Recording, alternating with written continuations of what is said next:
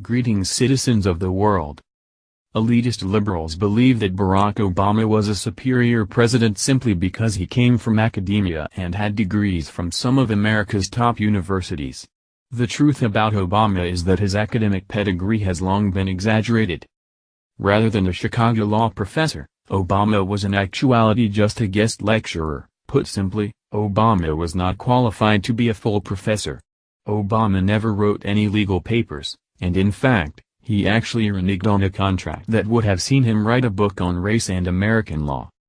This is merely the tip of the iceberg insofar as Obama's exaggerations are concerned.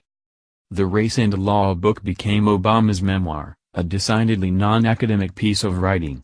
Many believe that Obama's Dreams from My Father may have been partially ghostwritten by Bill Ayers, who served as Obama's progressive mentor in Chicago. Another major myth was that Obama was an expert on the Constitution. This is, again, exaggerated. Obama's main specialties were race, gender, and civil rights. Finally, one of the biggest exaggerations is that Obama possesses a deep love and respect for the U.S. Constitution. His own statements betray the validity of this claim. Obama actually said in a 2001 radio interview that he disagreed with the Supreme Court's interpretation of the Constitution.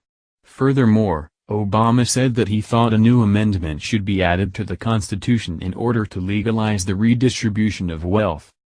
Wealth redistribution in the form of taxation is the bedrock of socialist economics. Therefore, prior to becoming the face of progressive liberalism in 2008, Obama openly advocated for socialist state planning and other ideals that are associated with far-left politics. All of this true history explains a lot about Mr. Obama.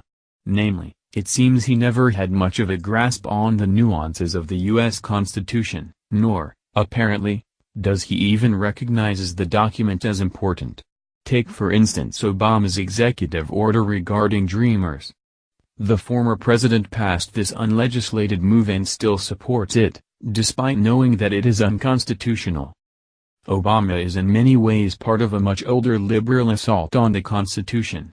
Beginning at the turn of the last century, progressives like Herbert Croly began to argue that the Constitution was outdated and should be revised so as to make the federal government an engine of change in the economy and in American social life.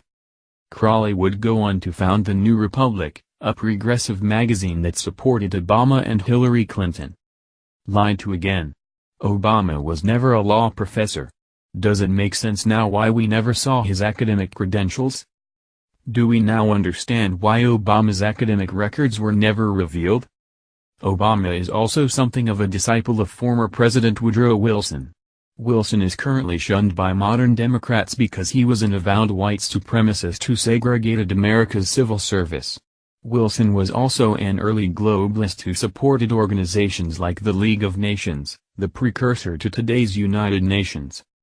Wilson also disliked the U.S. Constitution and sought ways to circumvent the document in order to expand federal power. Wilson was also a professor prior to becoming president. The truth about Obama should be widely shared. He needs to be exposed as the true progressive he is so that others cannot manipulate the mantle of academia as a credential for the